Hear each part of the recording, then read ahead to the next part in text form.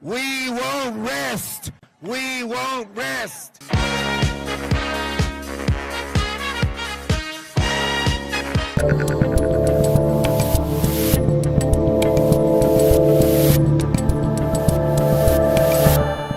A meme is worth 1,000 words. That's what they say. Hello, hello. I'm Dave Rubin. This is the Rubin Report on February 5th in the year 2025. We are live streaming on Rumble, on YouTube, and on Locals. And we've got a post-game show, RubinReport.locals.com. And holy lordy, we are in uncharted territory, ladies and gentlemen. This Trump effect, this Trump 2.0 thing, it is happening, and it is happening fast. For those of you that watched yesterday's show, the theme really was based on a tweet that I put up a couple days after the election, which was basically that, they don't think this guy, all the people freaking out, they don't think he really is Hitler. What they really fear is that he's going to fix things so fast it'll totally expose them. And my God, yesterday may have been the greatest example of that we have seen since he came down that escalator, whatever that was, 10 years ago or so. There is some crazy news coming out of the Middle East. It sounds like the Gaza Strip will be the next Las Vegas, which would be a hell of a lot better than the epicenter of terrorism all over the world. Of course, the other big stuff that's happening that we covered yesterday is that by Elon and DOGE going into U.S. aid and uncovering some of the nonsense and the money laundering and the just general state of how the deep state or the permanent state basically launders money, throws away money, gives money to radically anti-American organizations, and also funnels money to places of quote-unquote journalism that always somehow back Democrats, and it's all being exposed, and the Democrats are freaking out.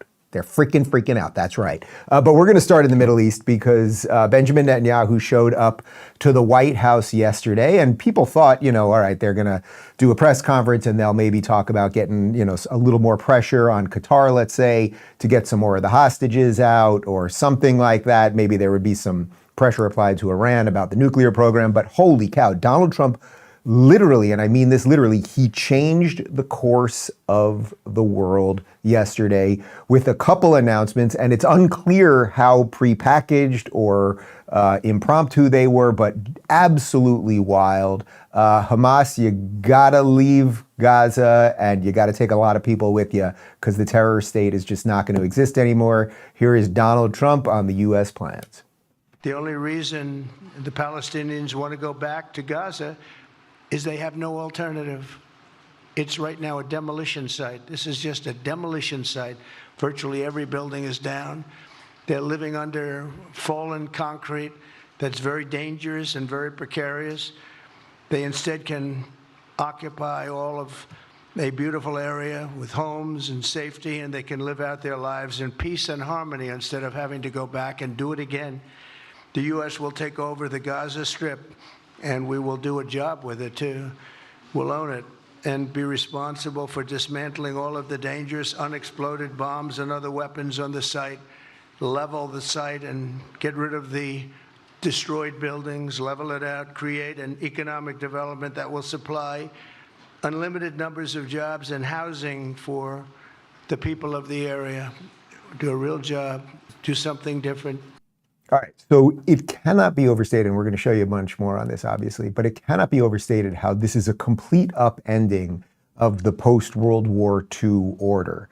There's a couple things here that it's worth mentioning real quick. First off, Palestine was never a state. We've been through I don't feel like doing the whole history lesson here, but if you think it was a state, who was the prime minister, and why is it that the Palestinian national soccer team in the 1930s, they were all named like Friedberg and Einstein and something like that, okay? Palestine was a place where Jews and Arabs, there were no Palestinian people, there were Jews and Arabs and Christians who lived there. 1948, we'll do the quick history lesson. 1948, end of World War II, post-World War II, UN decides to partition the land. Hey, Arabs, again, not Palestinians, Arabs, you can have some of the land, Jews, you can have some. And all of the Arab countries said, no, we're going to kill all the Jews. Didn't work out, Israel exists. Okay, that's like the most simple, basic version of it.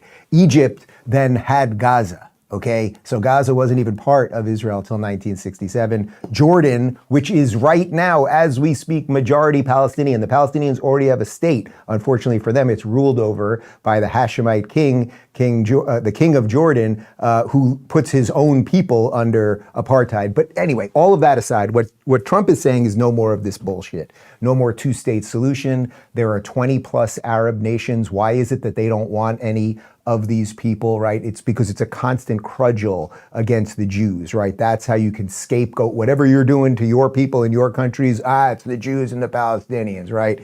Everyone sees it, and enough's enough. And by the way, if you think that there has been a genocide going on, which there has not, the Palestinian population in Gaza actually went up in the last 2 years because of birth rates.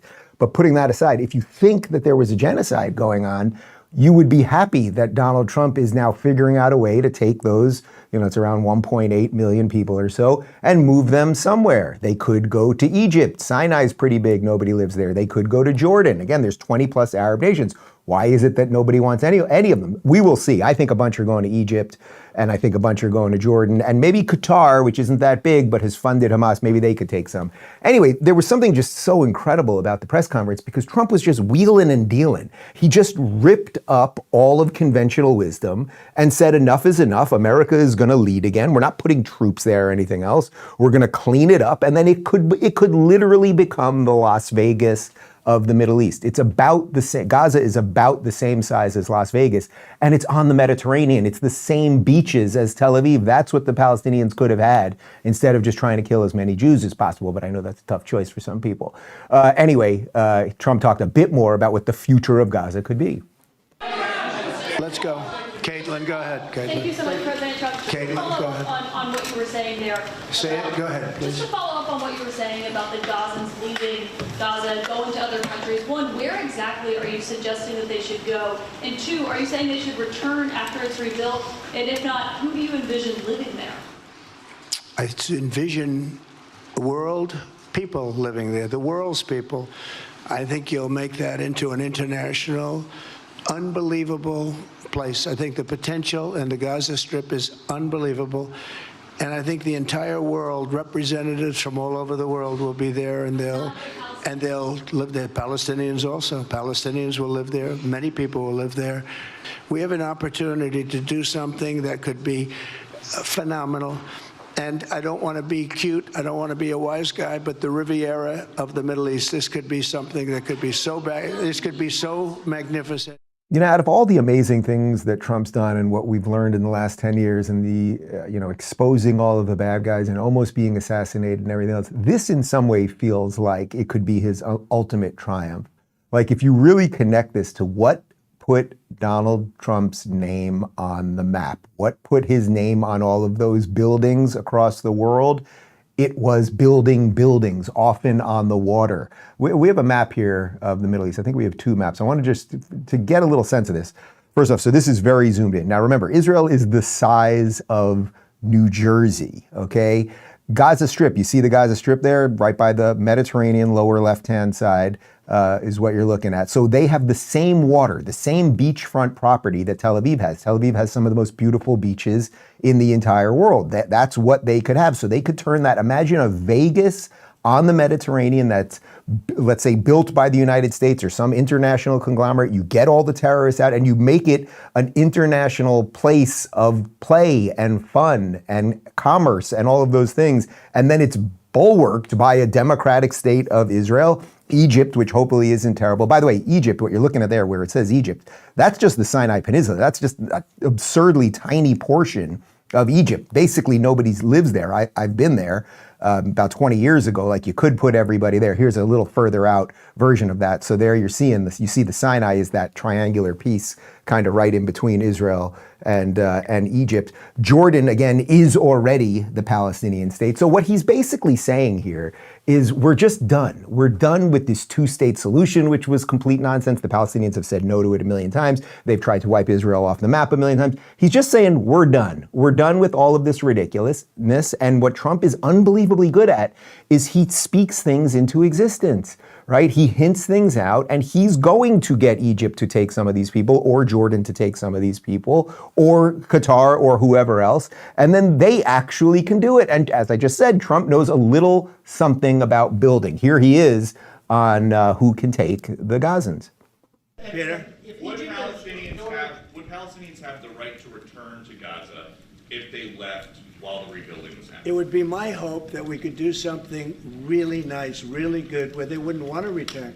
Why would they want to return? The place has been hell. It's been one of the meanest, toughest places on earth. Other countries you think might accept Palestinians from Gaza? Well, I think Jordan and Egypt will. I know they've spoken about it with you, and they say they're not going to accept. I say they will.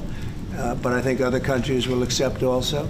I think that Gaza maybe is a demolition site right now. If you look at Gaza, it's all, there's hardly a building standing, and the ones that are going to collapse.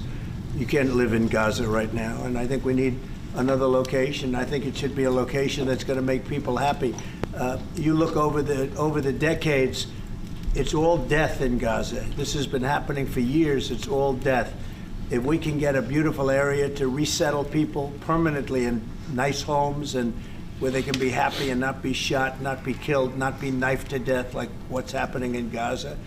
All right, there's so much here. His ability to take complex issues and just say simple things is just so absolutely incredible. Now remember, Israel disengaged from Gaza in 2005, 2006.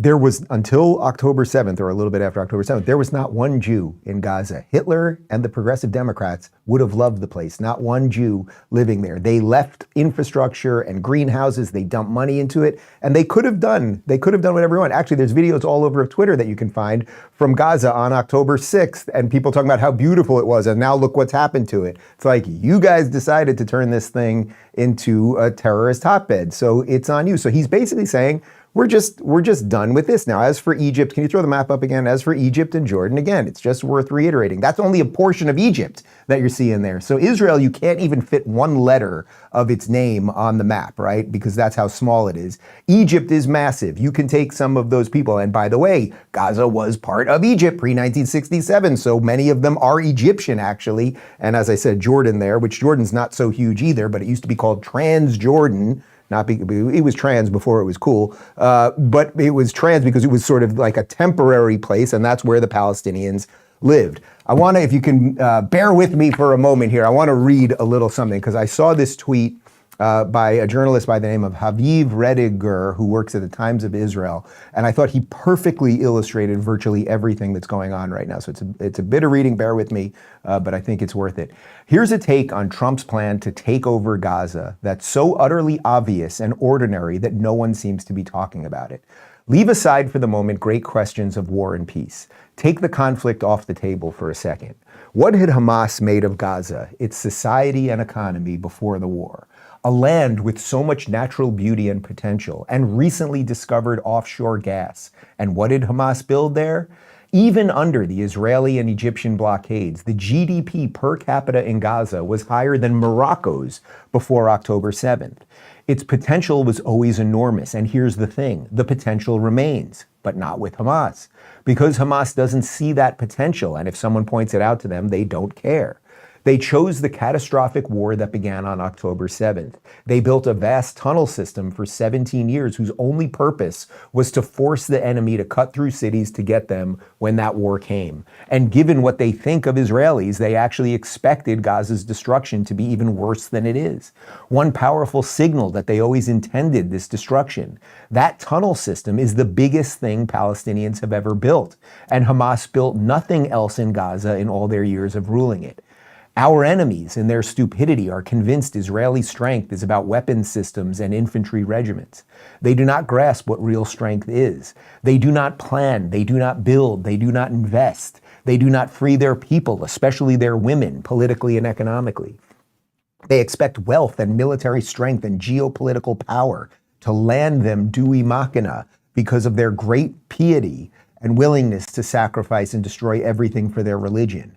And they genuinely do not understand why it never works. Hamas's supporters, the self-styled pro-Palestinian activists in the West, are worse than immoral, they're stupid. Even if you justify Hamas's cataclysmic war on Israel, cataclysmic for Palestine, not Israel, how do you justify Hamas's utter neglect of every other facet of Palestinian life, of the economy, education, of happiness of each and every Gazan? You can hate Israel for the blockade, but it was Hamas, not Israel, that dragged Gaza into the Egyptian civil war in 2013 and led to the Egyptian side of the blockade. They just don't care about Gazans.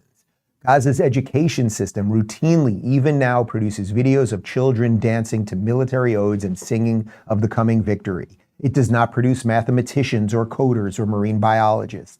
Even Israel in the 1950s and 60s, when it had what was basically a third world economy, when it was poorer than the Gaza of October 6th, was hard at work educating great scientists and engineers. Hamas is Gaza's intercultural weakness, made flesh and sent to walk the world. Hamas is everything wrong with Gaza, and not just Gaza. These are the very weaknesses eating away at Egyptian society, the weaknesses that shattered Syria and Iraq, the weaknesses that hold back the Arab world generally. Could America reverse that weakness? No, of course not. Could a serious Palestinian leadership, the sort not now visible on any horizon and hardly imaginable in the foreseeable future, do so? Absolutely. It wouldn't even be that hard. Any economist who isn't actually illiterate or utterly ideological could tell you how to do it. One of the few advantages of being at rock bottom is that it's not that hard to rise dramatically. If you find Trump's proposal horrifying, if you find Gaza's destruction heartbreaking, if you don't want Gaza's present to be its future, find that leadership, back it to the hilt, and be crystal clear about what brought Gaza to the current state. And if Palestine supporters weren't a bunch of daft, narcissistic windbags, they'd grasp that hating Israel isn't enough. Every word of the above is true, even if Israel really is the bad guy.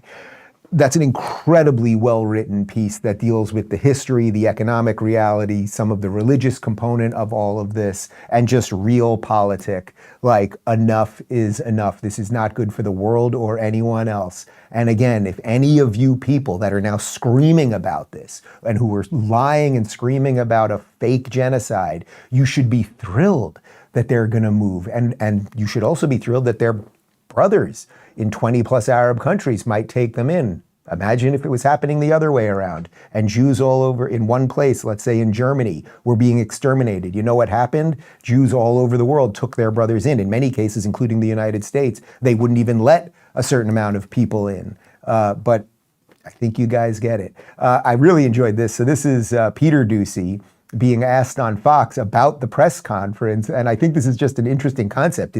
Did Trump just come up with all of this just then? Something else that we don't know, who came up with this plan and when did they come up with it? Because earlier in the day, President Trump was still talking about Gaza basically as a wasteland, as a destruction site. His team was out there on the shows and on a background call saying it's going to be 10 to 15 years before anything can be done there. The president never mentioned that the United States was going to take over Gaza. And so this could be, and again, first draft of history is what we're working on here. This could be something that he and Netanyahu came up with just now, and maybe that is the reason why we were so delayed here, because President Trump wanted to hide a major announcement about U.S. foreign policy in his prepared statement before taking questions. Okay, so it's worth noting, and Peter's making the point, that that is pure speculation. Like, we have no idea. I somehow don't think it just magically appeared like that. Like, I don't think Netanyahu walked in there and was like, casino, and let's roll. But clearly they have been at least thinking or discussing, like, what do you do that is a game changer? Not just that, oh, maybe you get your hostages out and we just kind of rebuild this and the international community comes in and 5 years from now we have another massacre and another war. We fundamentally alter the way that the international order works. This feels like a moment I'd say post-World War I, end of Ottoman Empire. It feels like a moment of post-World War II, right? Like that borders are going to be redrawn, and there's a chance that they could do what the UAE has done, right? You could create a largely secular society based on capitalism that then again, with that real estate right there, and yes, I'm sure there's going to be a Trump hotel and casino, could become the Riviera of the Middle East, as Trump said. There was another interesting thing happening during the press conference, which is that obviously October 7th happened on Biden's watch right after we gave all this money back to Iran. And remember, it was non-fungible, and then I guess it was fungible enough so that they could give a bunch of it to Hamas. But Netanyahu was obviously in a tough situation because he knew Biden or whoever was in charge really wasn't a friend, while Trump always has been a friend. And here he is giving Trump credit for the hostage release that's been trickling out over the last little bit. Prime Minister Netanyahu, we've heard Joe Biden and Donald Trump take credit for the hostage and ceasefire deal. Who do you think deserves more credit? I think President Trump added great force and powerful leadership to this effort. I appreciate it. He sent a very good emissary. He's helped it along. And, I'll just tell you, I'm happy that they're here. And I'm sure the president is happy that they're here. And I would think that's about enough. Like, the question's kind of loaded, right? Like, who do you think's better, that guy or this guy? Like, of course you're going this guy. But the truth is, exerting American power, not American boots on the ground. And we're not nation building or anything else. But exerting influence, saying we are going to, America, which is a force for good, despite all of the people that say it is not, we are going to try to think about things a little bit differently now. We are going to do things a little bit differently and not just do the same old thing that doesn't work, is good. And yes, so in Netanyahu's kind of pointing at him, yeah, like, so we're happy this guy is back. And I just want to juxtapose that with Joe Biden, because here's Joe Biden in 2021 talking about rebuilding Gaza, and it's just amazing how quickly things have turned. We're going to make sure that we are going to provide for security in the West Bank, and we renew the security commitment as well as economic commitment to the people on the West Bank. And I'm prepared to put together and I'm going to attempt to put together a major package with other nations who share our view to rebuild the homes, and without re-engaging, without providing Hamas the opportunity to rebuild their weapon systems, rebuild the Gaza, rebuild Gaza. That was May of 21, already breaking down, could barely speak. The reason I wanted to show you that is that's way before October 7th, right? But it's just conventional wisdom. We'll make sure Hamas doesn't do this or that, and we're going to build homes, and we'll find partners, and none of it worked. None of it worked. And if you want the ultimate side-by-side example of how different all of this is, check out this video. It was put online yesterday. So it's a little bit of the Trump-Netanyahu experience yesterday, and alongside Joe Biden when he invited Naftali Bennett, who was the former prime minister of Israel, a couple of years ago. And just check the difference of the optics, the energy, just the entire thing. We are just so back, as putting aside the Middle East, we are just so back as a nation.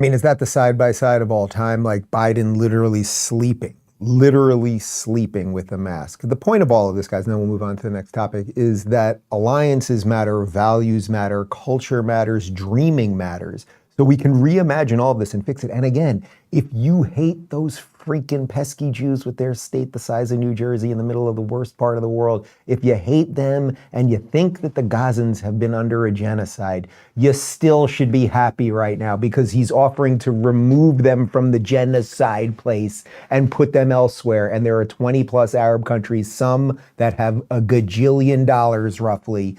So even if you hate America, you hate Israel, you hate the Jews, you love the jihadists, you wear a Hamas flag while you're doing it with your wife and all of that stuff, you should still be happy right now because those poor people are going to be free and there's going to be some great casinos. And I'm telling you, it's going to be the best shakshuka from the river to the sea. Guys, let's talk about Rumble Premium for a minute and then more on the other side.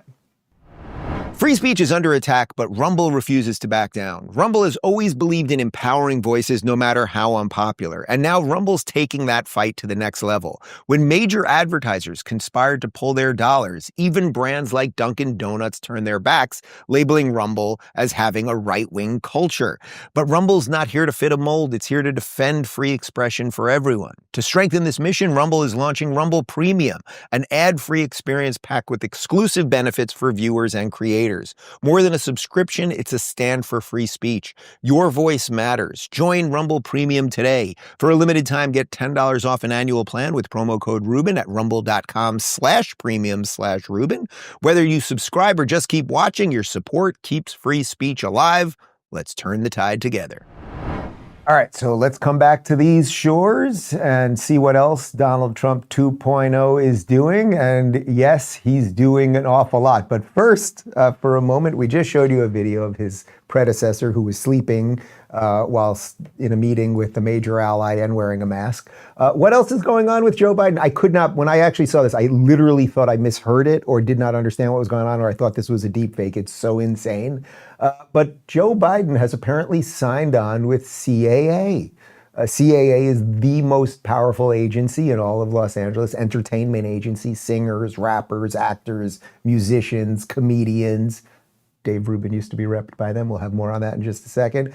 Well, Joe Biden has signed with CAA because he's a really incredible dancer, I guess. What do you think about Joe Biden signing on with a talent agency? You gotta be kidding. He signed on with a talent agency? He does. He's got some entertainment agents now. I think he's got bigger problems than that. I really do. I think he's got much bigger problems than that, but I wish him well. We inherited a mess. This place is a mess, but it's quickly being solved, the problem. We're gonna make America great again. Thank you very much. Again, it's just like he just gets right to it. Like, he's got bigger problems. We're going to fix it. We're going to make America great again. But do you realize, like, Joe Biden, who is now, whatever he is, 83 years old with Parkinson's and or dementia, a man who cannot get a singular sentence out without flubbing it, he is now signed to a talent agency. Do you see what they're doing, what the system is? It will squeeze something till there is just nothing left. Is there some money to be made for somebody around Joe Biden that maybe you could throw him out there for a poorly executed speech or whatever it might be? Yes. And so now you have a major talent agency that has signed this man so that more people can just continue the grift. It is rather disgusting. I should say, on a personal note, I had major representation for years at CAA, and after my last book, after Don't Burn This Country, I fired everybody. I did like some of the people as individual people, but I found working at or working with a giant organization was more of a headache and nonsense, and I was paying them basically to do nothing as we sold out our book tour and crushed it on the book and everything else, and they were just a pain in the ass all along the way. It's actually perfect in some sense. It's like old Hollywood is taking in the old politician right at the end as they both crumble while we build the future of America. Speaking of the future of America will include less criminally insane people because here's Donald Trump saying that we are not only arresting these people, but we are going to send them to other places. But we could make deals where we'd get these animals out of our country. And you know, if you take the shooters, the people that hit old ladies in the back of the head with a baseball bat when they're not looking, that walk down the street, the people that you see it, the people that take out a gun and shoot you for no reason at all. If we could get these animals out of our country and put them in a different country under the supervision of somebody that made a relatively small fee to maintain these people? You get it, guys? Again, it's so good and so simple. And it's only because we have been just almost drowned with bullshit for so long that we haven't been able to do any of these things. He's basically saying, hey, we've got these horrible people. Generally speaking, hitting an old lady in the back of the head with a bat is, at least in my day, was thought of as a bad thing. You don't do that sort of thing, right? He's saying, okay, we're going to take these people, and then for a nominal fee, we're going to send them elsewhere. You know what? Somehow you got into this country, you cracked that old lady's skull with a baseball bat, you got to leave. And you know who's going to take them? Well, we read yesterday that Nayib Bukele, the president of El Salvador, who has cleaned up that country in record time, he's basically like, send them on down here, we'll figure it out. And I would say to the people that are concerned about human rights violations and all of those other things, you give up some of your human rights when you murder and you crack old ladies' skulls and kill babies and sexually molest young girls and all of those things. That would be my take on it. Check out this from Breaking 911. Breaking: the worst of the worst violent criminal aliens have arrived at Guantanamo Bay. Enjoy your stay. And there's a couple pictures there. And yes, so right now we have basically reopened Guantanamo Bay. It sounds like the goal is that they're going to have 30,000 beds there. And it will be a temporary holding place to either get some of these people out of the country or figure out where they're going to have to be here or whatever else. But again, we're just doing things that any serious nation should do. That if you were watching a movie, right? If you were watching a movie about a country that was trying to do the right thing, right? We watch movies about countries that are having revolutions or the bad guys are here now or whatever it might be. But if you were watching a movie about a country that some stuff had gone wrong and was trying to start doing some things right, we're actually watching, the script is right in front of us right now. And it's not just the border stuff and the deportations that's working. It's that they are going to completely rejigger the entire education system as well. As you guys know, Donald Trump brought in, I think she's the co-CEO, or was at least the co-CEO of, can you give me her exact, was she the CEO or the president of the WWE, which in my day was the WWF Wrestling, with her husband, Vince McMahon, Linda McMahon. She has been brought in as education secretary. And listen to this question and Donald Trump's answer. I think this is just perfect. And on the education department, why nominate Linda McMahon to be the education department secretary if you're going to get rid of the education department? Because I told Linda, I hope you do a great job and put yourself out of a job. I want her to put herself out of a job. Education department. Okay, so yeah, she was the former CEO of, alongside Vince McMahon of the WWE. But isn't that answer right there? Well, wait a minute. Why would you bring in Linda McMahon? The question's being asked correctly, actually. Why would you bring someone in to do be the education secretary at the same exact time you're trying to destroy the Department of Education? I wanted her to be put out of a job. And guess what? You know how you know it might be true? Linda McMahon, we Googled it, is worth a cool $3.2 billion. Billion with a B. She doesn't need the gig. She doesn't need the job. And that's what we are seeing across this new administration. Elon Musk does not need the job at DOGE. David Sachs, another billionaire, does not need the job as czar of AI and crypto. But we are bringing in people who, because they love the country and want to give back to the country, are willing to be part of this thing. Bobby Kennedy, he's not a billionaire, but he doesn't need the money either. I don't know how much money he's made in his career, although the Kennedy name goes a long way. But his wife, Cheryl Hines, she's a fairly successful actress. They'd be okay. They'd be okay. I promise you that they would.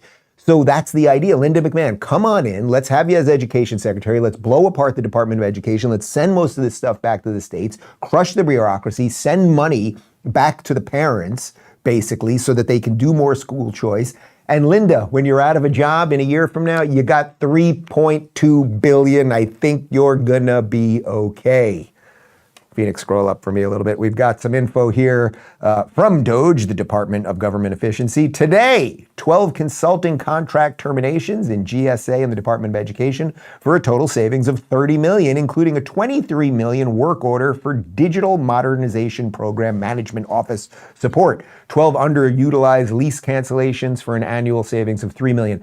So already, guys, these numbers start adding up. All they're doing is walking in. Oh, we have a bunch of leases that we're paying for and there's nobody in these buildings. We're going to cancel that. We have all these contracts out for a bunch of work that nobody's doing. We're going to cancel that. Oh, how much did it cost to install this toilet? That was $2 million. I think we can maybe get somebody to do it a little bit cheaper. Let's do that. And that's what's happening over and over again right now. It's incredible. It really is incredible. I think I said this back in November. It's like if Trump came in, and I knew some things were going to happen quickly, but it's like if every day we're just going to have to report good news, it'll be great. And by the way, I've seen a lot in the comments lately where people are saying that. It's like it's kind of fun and cool to be like, oh, it's not all retarded. That's pretty cool.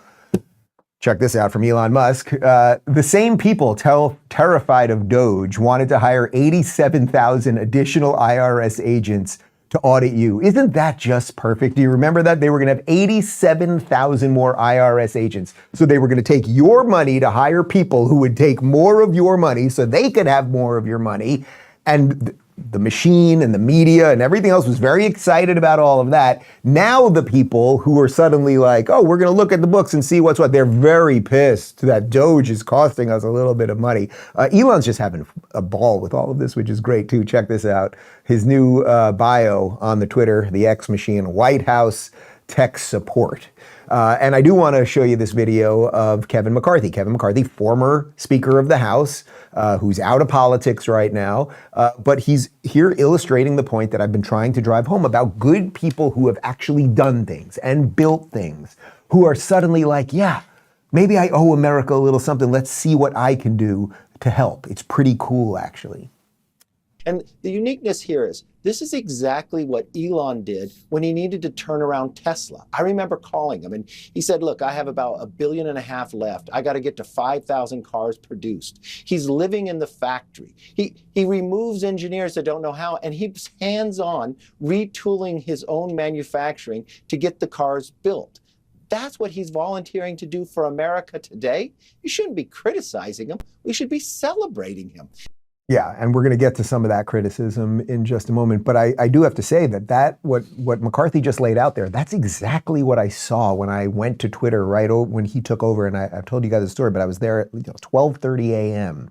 and he's sitting there with I don't know, 30 engineers. And it's late night and there's takeout food everywhere. And they're just going through all the stuff. Like, he's not a boss that just, oh, this is what you guys are going to do and I'm going to have nothing to do with it. That's what we've had in the government, right? A bunch of people who aren't particularly good, who've been totally checked out as long as the grease kept everything going. And here you have someone that actually is in the weeds. Oh, you're an engineer at Tesla and you don't know what you're doing. Oh, you're a programmer at Twitter and you're programming the algorithm to take out conservatives. Like, we are fixing all of those things. And there's a certain amount of people that don't want that stuff fixed. Senator Mike Lee from Utah, I think he wrote something that I thought was quite good on Twitter. He wrote, name a fascist dictator whose agenda entailed limiting the size, cost, and power of the government. I mean, really think about that. So you've got all of these lunatics, and we'll get to some of them in a sec, who are saying all of the worst things, but it's always Nazi, Hitler, fascist about Elon and everybody else. But fascists generally wouldn't be stripping power away from the government. Fascists want strong government and strong business to work together to crush you. Fascists definitely are not that interested. If you're a good fascist, you're not that interested in less taxation so that the people have more of their own dollars to do what they want, right? You want a giant conglomerate, ridiculous bureaucracy that rules over the people. So everything is just... people get everything backwards. We'll have more backwards people in a moment, but first, BHMD1. We've been told our whole lives that wrinkle creams were the easiest way to look younger. Now, one doctor says that's nothing but old news. According to Dr. John Lake, the world-renowned Beverly Hills beauty expert, most wrinkle fixes on the market are nothing but glorified moisturizers. They hardly make a dent on your appearance, and some can even be harmful to your skin, he said. Recently, Dr. Lake has focused his attention away from mainstream cosmetic practices. Why? So he can pursue a revolutionary anti-aging breakthrough, one that some experts say could empty the wallets of the cosmetic industry. It's almost like Photoshop for your face. You may even be mad after seeing how easy it is to visibly erase your wrinkles from view, Lake told reporters. His personal clients have dubbed his new do-it-yourself technique the age rewinder method because it can take years or even decades off your appearance in under 2 minutes. In light of this amazing breakthrough, Dr. Lake has released a step-by-step video to the public, free and uninterrupted, Uninterrupted, where he outlines exactly how to use this simple solution from home. You can find out more about this yourself right now. Go to bhmd1.com/Rubin or click the link in the description box below. That's bhmd1.com/Rubin. Again, go watch the video at bhmd1.com/Rubin right now, or just click the link in the description box below. All right, so far we have spent about 40 minutes doing a lot of great stuff. There is a reordering of the international order in a positive fashion. There is a major move right now to get inefficiency and nonsensical spending out of our government. These are both good things.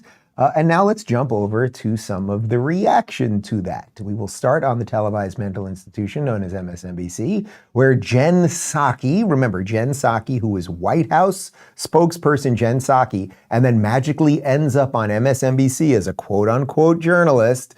Here she is, and she's along with Florida Representative Maxwell Frost. This guy does not like me. I'll have more on that in a second. And they are freaking out because a man who is trying to send us to Mars also wants you to save a little more on government toilets. Because what's happening right now is a hostile takeover of the U.S. government. There's no other way to describe it. It's happening clearly across our justice system, where just a few hours ago, a deadline passed for FBI employees to fill out a questionnaire detailing their involvement in January 6 cases. In other words, they were asked to fill out basically a loyalty test. That comes after an unprecedented purge of the FBI on Friday night, when the Trump administration forced out top FBI career officials, multiple FBI field office leaders, and a number of DOJ prosecutors who worked on January 6th cases. I am terrified of the potential that Elon Musk is doing behind those closed doors, and the fact that absolutely nobody has the information on what he's doing, and he answers to nobody. We should all be very concerned about it, whether you're a Democrat. All right, so the guy talking to the Muppet there, his name's Maxwell Frost. He's a representative, I think, from the Orlando area. When I did my show during my book tour with Ron DeSantis, it was our biggest venue that we did. It was totally sold out. It was great, standing room only. And they had protesters outside, and they're protesting the governor. And it was during Don't Say Gay, and they're protesting me. And it was just absolutely absurd. That guy got into the theater and repeatedly rushed the stage screaming that we were Nazis and fascists and the rest of it. So he doesn't mind infringing on other people's First Amendment rights. Also, none of the funny part of this that they keep repeating, and I know everything they say is a lie, but none of this is happening behind closed doors. Literally, they're going in. Elon every day with DOGE is going in, and then he tweets out, what did we do? I mean, I just read you $3 million on a bunch of leases that were going nowhere. This is the most transparent administration that we have had in my lifetime. And the thing is, that's what they fear. They keep saying it's done behind closed doors. You guys want closed doors? Closed doors was how you cooed Joe Biden to get him out and then installed Kamala. That was closed doors, but you guys didn't say jack shit about that, right? This is all being done in front of us. What are we doing with DOGE? Well, we're going to look at all of the agencies and see where the waste is. And then what are they doing? Well, every day they look at the agencies and see where the waste is, and then they post it on Twitter. And also, by the way, I'm fairly certain that Elon, correct me if I'm wrong, my memory's a little shot. Did Elon campaign with, he campaigned with Trump, right? Once or twice, they were out there they were. Yeah, so he was out there. This isn't like, oh my God, where did this guy come from? I can't believe he has anything to do with, the guy was at MSG with him. He was campaigning every day. He started a PAC. Like the guy, and they're doing exactly, oh God, I hate these people. That's a good segue to Elizabeth Warren. Now, no one elected Elon Musk to nothing. That's right. Not one Democrat in America voted for Elon Musk. Not one. Not one Republican in America voted for Elon Musk. Yep. Not one independent in America voted for Elon Musk. Not one libertarian in America voted for Elon Musk. Damn, not one vegetarian in America voted for Elon Musk. And yet, Elon Musk is seizing the power that belongs to the American people. We are here to fight back. All right, I wasn't really listening to what she said, but we've got our new associate producer, Joseph, here. And I like the idea of having someone stand behind me, and every time I say something, they just basically repeat it. So we will not do that thing. We will not do that thing. We will do that other thing. We will not do that other thing. No, we will not, or we will. We will. He's young, he just started. All right, go back over there. Okay, fine. Like, these people are just all completely ridiculous. And they have someone behind. The person behind me said the thing that I just said. The person behind her said the thing that she just said. It must make sense. That woman who wants to kill all the babies. Again, nobody elected Elon Musk. We accept that. Elon Musk is the Renaissance man of our time. I wish we didn't have to talk about him that much, quite frankly. But a man who's doing a lot of cool shit said, I'm going to put it aside to help you people. And now you've got these hysterical wannabe fake Indian socialists screaming about it while she's worth a cool 40 mil. And that's what I said. Here's Chuck Schumer. And if, Chuck Schumer, in the years from now, when Chuck Schumer's gone, God bless him, when he dies of natural causes, I think what they're going to say mostly about Chuck Schumer is this is a man who knew how to lead a chant. This is a man who knew how to excite people. This is a man who said, it's out there and I'm going to go get it. And we cannot allow Elon Musk and a small group of people to secretly, behind closed doors, take away our privacy, take away our dollars, take away everything we have. We are going to fight this fight. I am going to stand with you in this fight, and we will win. We will win. We will win. We will win. We will win. We will win. We won't rest. We won't rest. We won't rest. We will win. We will win. We're doing it. Guy with the thing. Okay, it's great. Yeah. What a collection. You've got the woman whose face looks like an old catcher's mitt. You've got the guy waving the cane's going to take somebody's eye out. Chuck Schumer. The man hasn't had an erection since 1964. What a collection of pathetic losers. And you're just going to keep losing. Connor, show me a compilation of people who are even bigger losers than that man, for God's sake. Agitating. We will see you in the courts, in Congress, in the streets. Elon Musk is a Nazi netball baby.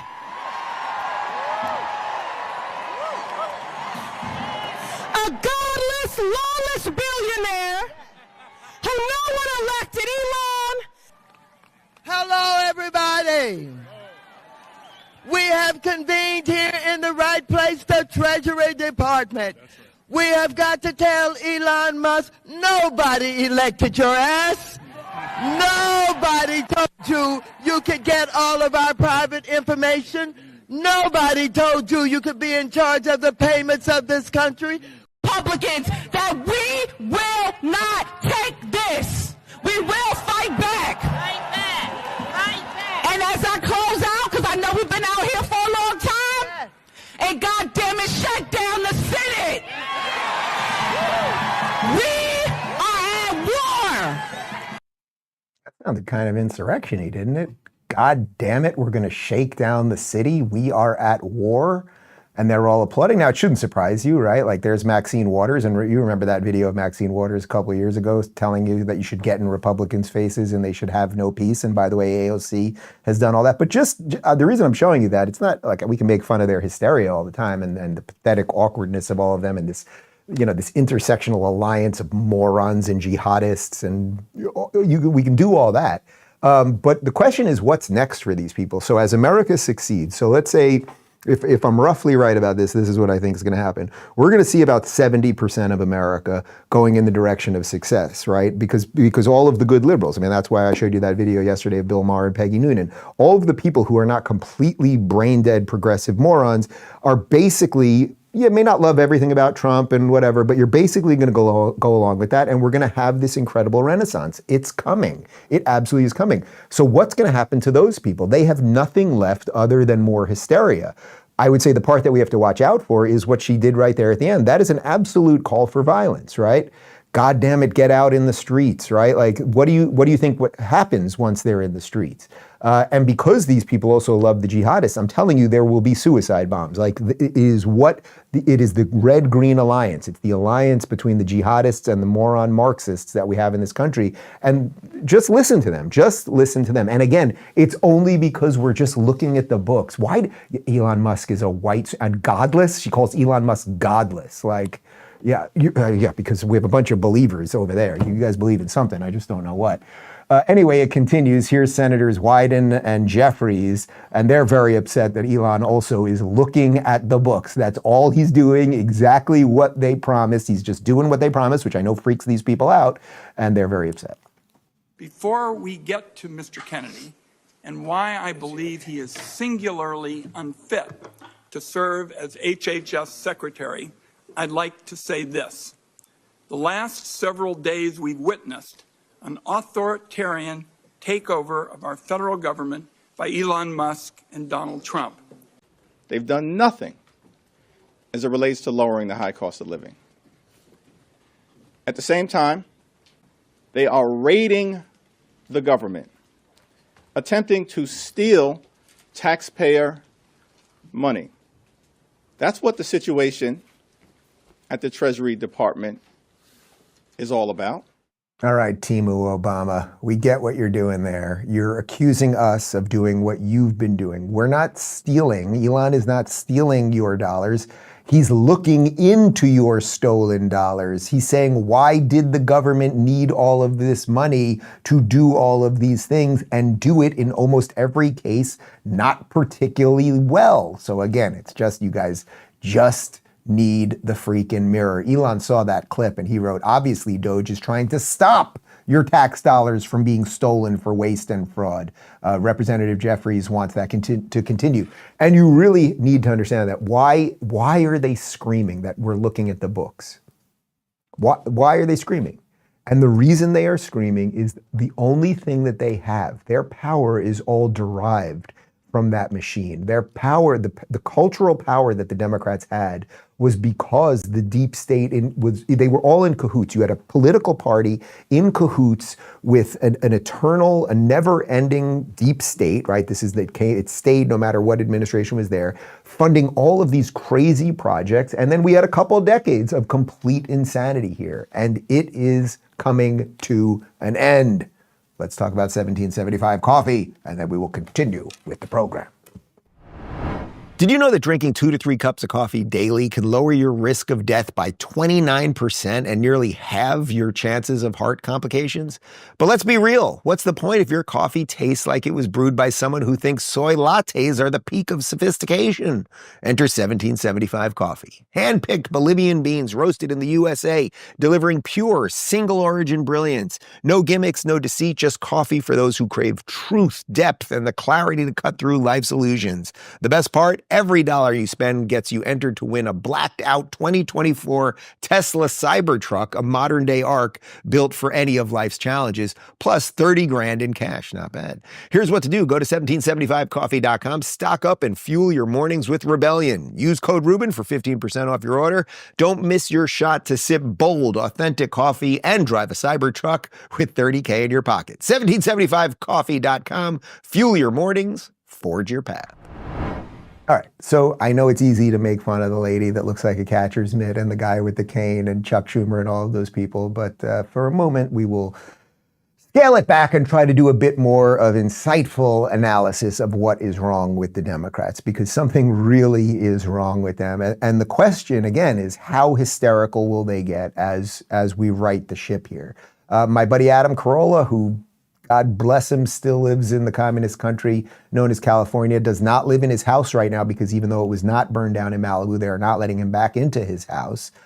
Here he is talking about Gavin Newsom, who I would say largely represents everything that's been wrong with the sort of mainstream Democrat, right? He was like the patina of moderate mainstream Democrat, not like overly, obviously, completely progressive insane. But here's Carolla doing a little deep dive on what Newsom represents. And you'll see how that kind of, I would say, goes across the board as to where the Democrats are at right now.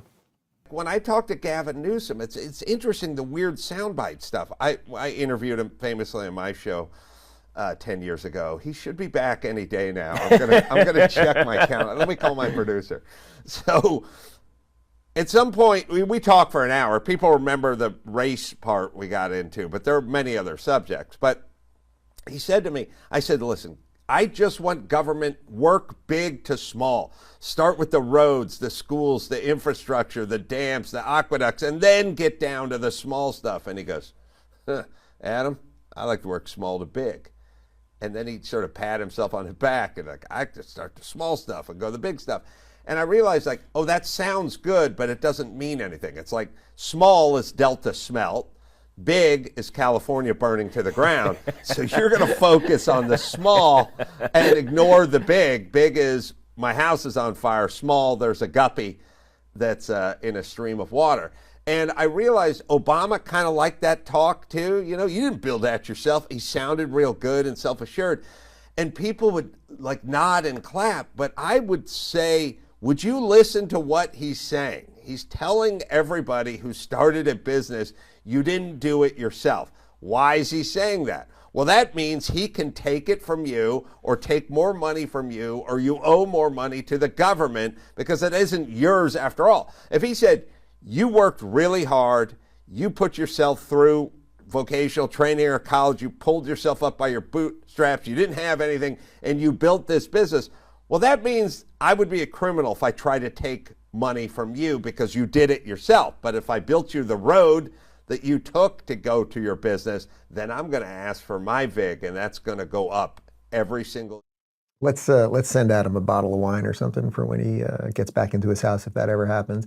Look, what he's illustrating there is exactly right. It gets to what I'm always saying about the Democrats. You know, you have that thin veneer of diversity or tolerance or it makes sense on the most base level if you have a bunch of people that are not paying attention. And when you peel it back, you end up realizing not only is it hysterical and often racist and awful and anti-capitalist and anti-freedom and everything else, but it just simply does not work. And that is what these people have done. And I really liked what he said there about Obama, you know, this idea, you didn't build that, meaning we did everything for you because these people want you to live in a perpetual state of slavery. That's why you have the catcher's mitt lady and the cane guy and Schumer. That's why they're hysterical right now, because people are starting to realize we don't need you.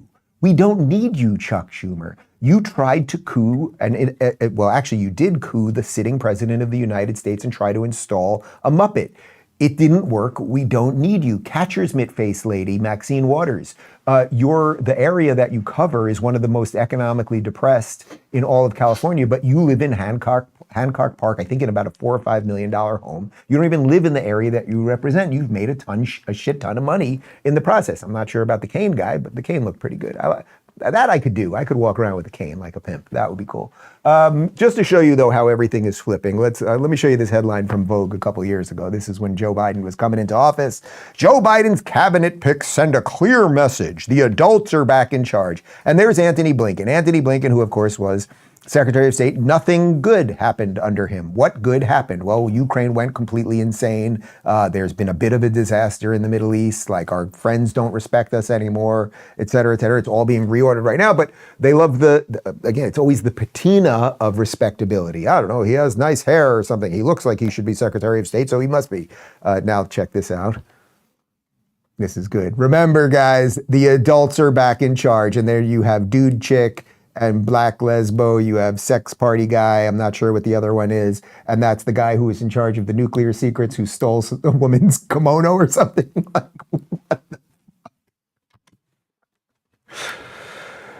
Tony Kinnett, who is a columnist at the Daily Signal, yes, he wrote this. I thought this was quite good. He put up this image. Congratulations to President Biden. The adults are back in charge. And yeah, look what happens when they just tell you, oh, the adults are back in charge, and it's just supposed to mean something, right? That gets to what Carolla was saying. They just say the right things and it means something. Well, what did it mean when the adults were back in charge? We did have the most embassies evacuated in any administration in U.S. history. That was Afghanistan in 21, Chad in 21, Nigeria in 22, Ukraine in 22, Niger in 23, Sudan in 23, Haiti in 24.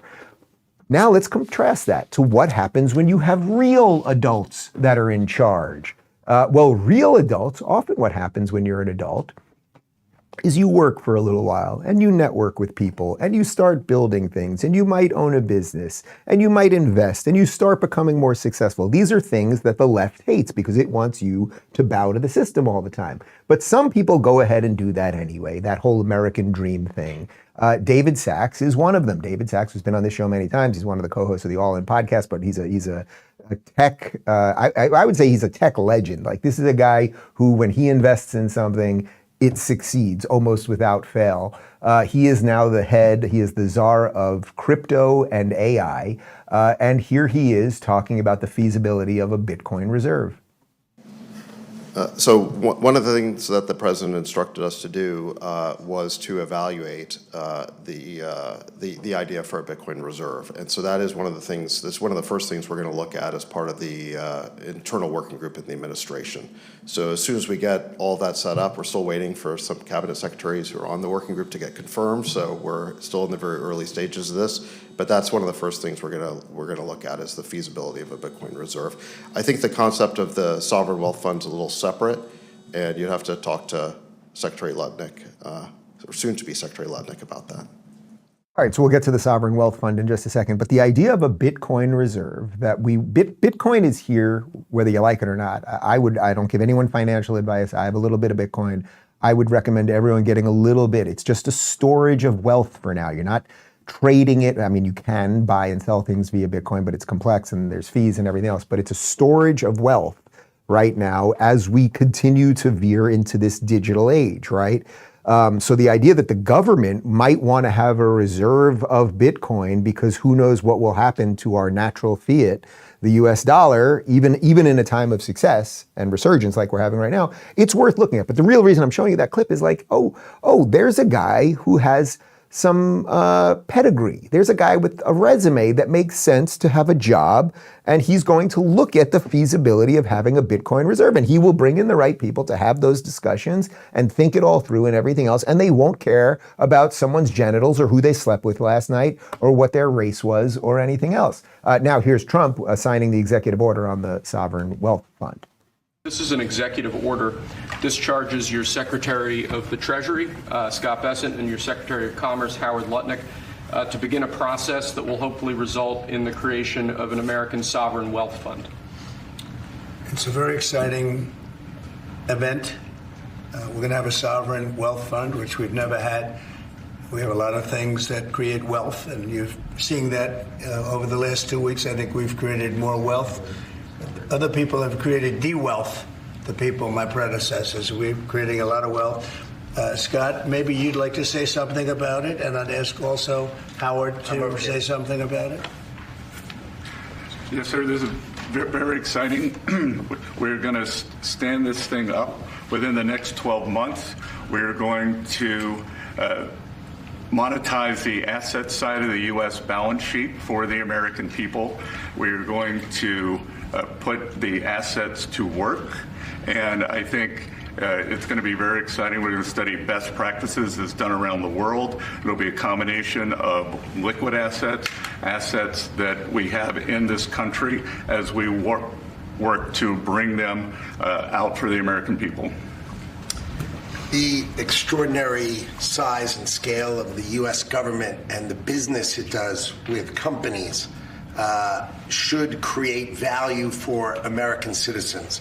If we are going to buy 2 billion COVID vaccines, maybe we should have some warrants and some equity in these companies and have that grow for the help of the American people. So I bring all these things together. I think Scott and I will create an amazing sovereign wealth fund for you, sir. All right, let me punt the broader conversation about the sovereign wealth fund. I mean, I think Lutnick explained it quite well, that we should be getting something back for all of these things we're doing, we the people, right? Because we are the backbone of the country. Scott Bessent, by the way, who spoke there first, it's worth noting, and it'll be the only time I say it on the show, and I'm only saying it this one time because I think it illustrates a broader point. He happens to be gay. Nobody cares. Trump wasn't like, hey, and now the flamer over here who knows a little something about economics. No, here's a guy who happens to be gay. He got the gig. We don't have to do that stupid thing anymore. And so again, I'm just mentioning it once because it's worth it. Oh, that guy, big damn whoop. Lutnick bangs chicks. What are you going to do? Here's Lutnick on Bitcoin and that banks are going to start adopting it. So the United States better get in front of this one way or another. I guess the easiest way to get a clear view of where Bitcoin is going over the next 5 years is take a look at the last 5. Right? The last 5, Bitcoin has been an outsider in the finance business, but coming closer and closer and closer. Right now, there's an ETF just starting to go a little bit mainstream, maybe a toe in the water of mainstream, but banks still can't clear it. Banks still can't transact in it. Banks still can't custodian it. Banks still won't transact in it, and they won't finance it yet. I think people misunderstand traditional financial service companies. They want to transact in Bitcoin. They want new asset classes to transact in. That's just a good thing, but they need the regulator to say it's okay. Right now, today, right? If a bank were to hold your Bitcoin, they would have to set aside their own money equal to that amount in sort of like in a jail. I mean, you'd say, well, that's crazy. And the answer is, that's why they don't hold it. But if you let them hold it, if the regulatory environment was good, you will see all the traditional financial service companies, the big banks, the big brokerage companies, they're all going to go headfirst into Bitcoin pond. That's what's going to happen, and it's coming. All right, it is coming. And again, we'll do more shows on the idea of the sovereign wealth fund and a little bit more on Bitcoin and having a strategic reserve and why all of this makes sense. So I can punt that for now. But the reason I'm really showing you that to tie it to everything else that we're talking about is, like, does that guy strike you as somebody who knows what he's talking about? Kind of does, right? And it's like, why didn't we have for the last 4 years? And it goes way beyond that. People that seemed like they were competent. And the answer is obvious, because we chose people who, oh, you're gay, you can be transportation secretary. Oh, you like to steal people's luggage while wearing lipstick and then put on a kimono, you can be in charge of nuclear waste, et cetera, et cetera. So the adults, the actual adults are back in charge. And one more on the incoming adults. This is from Town Hall. Just yesterday, Pam Bondi confirmed as Attorney General, 54 yeas, 46 nays. And, you know, we haven't talked much about Pam Bondi. She was the one that replaced Matt Gaetz after he stepped away. But the girl, the lady, she's just an absolute, like, it's very much what I've described with the Pete Hegseth thing. It's someone who's not only qualified, but just knows how to do it on television and communicate the ideas properly. Here she is going off on Adam Schiff. Has called for it publicly. You are aware of that, aren't you?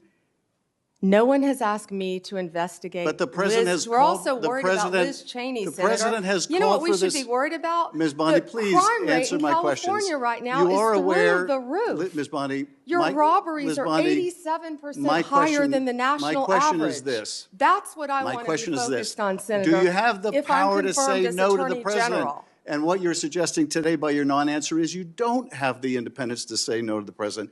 So let me ask you a different question. It also requires you, if you're going to be a good attorney general, to be able to tell hard truths to the president. So my questions now are, can you tell hard truths to the president? So let me start with an easy truth that you could speak to the president. Can you tell us, can you tell him that Donald Trump lost the 2020 election? Can you say that? Do you have the independence to say that? Do you have the gravitas, the stature, the intestinal fortitude to say, Donald Trump, you lost the 2020 election? Can you tell us that here today?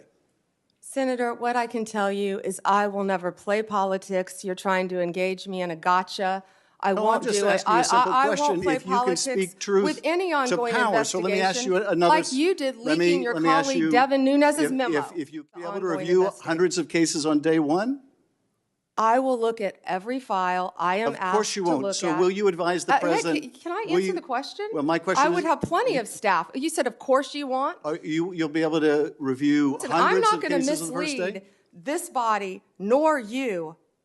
All right, let me ask another question. You don't want to answer that. Let me ask another question. You were censured by Congress, Senator, for comments just like this that are so reckless. Piece of Schiff. Look, every part of that is just endlessly absurd. The Attorney General is basically the country's top lawyer, in essence. You want to make sure that the states are operating within the boundaries of the law. I love the fact that she's like, 87% crime rise, your place, Cali, what are you doing about that, right? You're a congressman from Cali, shouldn't you be interested in that? And of course they want to do the election thing. It's nonsense. There's just no reason to believe she wouldn't act within the confines of the law, or if she felt, I mean, it's literally your duty as Attorney General. If you feel that the President of the United States, via executive action or some other means, is going to do something that is illegal, not within the confines of the law, it's your job as the Attorney General to tell them about that. So it's just gotcha bullshit. And of course, this is Schiff, like this guy who was in charge of the Russia hoax. I mean, he basically was in charge of the Russia hoax. She talks about the leaked memo to Nunes. You get it. Here she is on Hannity last year, and you'll see why a certain set of people don't like her very much. Pam Bondi and criminal defense attorney Mark Garagos. Good to have you both. Pam, let's get your take on this release. What does it mean to you? Well, it's trickled out, Sean. It's trickling out. First of all, it should have come out a long time ago. Professor Dershowitz wanted it out. And by the way, he is one of the best attorneys in this country. I know him. I know his wife. That's a great family, and they've been dragged through hell on this. I want to know why AG Garland and the Justice Department are so quiet on this tonight. You know, they're out there labeling parents domestic terrorists, yet they're saying nothing about this. And these documents were so slow to come out. Human trafficking is a multi-billion-dollar business in this country, and Jeffrey Epstein is dead, and Ghislaine Maxwell is in prison for 20 years where she belongs. And if people in that report are still fighting to keep their names private, Sean, they have no legal basis to do so unless they're a child, a victim, or a cooperating defendant by some chance against some potential case against Ghislaine Maxwell. And I think Mark Garagos, as a great criminal defense attorney, will back that up as well. All right, so the point there, of course, is that you could clearly see that this is someone who knows the law, who knows what the right issues are, who can communicate it properly on television, who looks good and is ready to fight. And that is, of course, why they hate her. However, one way or another, she has been confirmed, and she is the new Attorney General of the United States. I want to end with this because, look, we started with, there's so much goodness happening right now. It's incredible. And there will always be a certain amount of hysteria to push back on the goodness. They will always do awful things and try to burn things down, and they will gaslight you and all of those things. But as what I said before was about 70% of us just keep building and dreaming and pushing our way to the future and redefine what America is in this unbelievable time of opportunity. Good people are going to find each other. And I just absolutely love this story. Check this out from the Free Press. In less than 2 months, Daniel Penny has gone from facing a potential 20 years in prison to landing a role at Andreessen Horowitz, the premier investment firm in Silicon Valley. In an internal statement seen by the Free Press, David Ulovich, a general partner at the firm, confirmed the hire. He will learn the business of investing, and he will work to support our portfolio companies, wrote Ulovich in a note sent to all employees this afternoon. Mark Andreessen and Ben Horowitz, the firm's founders, are among the high-profile Silicon Valley leaders who came out for Trump ahead of last November's election. We believe in Daniel and are excited to have him as part of our team, Ulovich said in the note. So, of course, Daniel Penny, you remember the Daniel Penny story. He was the good Samaritan who was painted as a white supremacist and a neo-Nazi and everything else, who, when Jordan Neely, a homeless man, started screaming at and violently threatening a bunch of women and children on a subway, he's the one that put him in the chokehold. He eventually died, but we're all told, see something, say something. Daniel Penny did the right thing. And stop someone who was literally threatening children and women. Now, if those children and women had been stabbed and murdered, suddenly the left would have been quiet on that because it wouldn't have worked. It's like, oh, a black homeless guy, blah, blah, blah, but he was white, and you get how the narrative works. Here he is talking about why he did what he did. I mean, I'm not a confrontational person. I don't really extend myself. I think this type of thing is very uncomfortable. All this attention and limelight is very uncomfortable, and I would prefer without it. I didn't want any type of attention or praise, and I still don't. Mm-hmm. The guilt I would have felt if someone did get hurt, if he did do what he was threatening to do, would never be able to live with myself. and I'll take 1 million court appearances and people calling me names and people hating me just to keep one of those people from getting hurt or killed. Does that guy seem like the bad guy? That guy was facing 20 years in prison. That guy did not wake up that morning thinking he was going to have to do anything. But most of us, when bad things are happening, do absolutely nothing. And he didn't. He almost got destroyed for it. But what's the point of all of that? The point of all of that is if you do the right thing, you can get rewarded. Maybe you can't see it in the immediate moment. But now he's going to be working at one of the premier VCs in the entire country. And that's pretty spectacular. And speaking of pretty spectacular, we will end on this. Not a big hockey guy, but the Florida Panthers, I do love Florida. The Florida Panthers won the NHL. I believe they call it the Stanley Cup. Wait a minute. Stanley Cup? Is that why that cup company is called Stanley? That everyone's drinking those Stanley mugs? Could there be a connection there? Has anyone? I just got a lot of shrugs. Nobody knows. Nobody has. Everyone's drinking that Stanley. You see everybody with the Stanley. All right, well, I don't know if there's a connection there, but here is Panthers forward Matthew Tkachuk, I think I got his name right, at the White House yesterday talking about how grateful he is to be an American.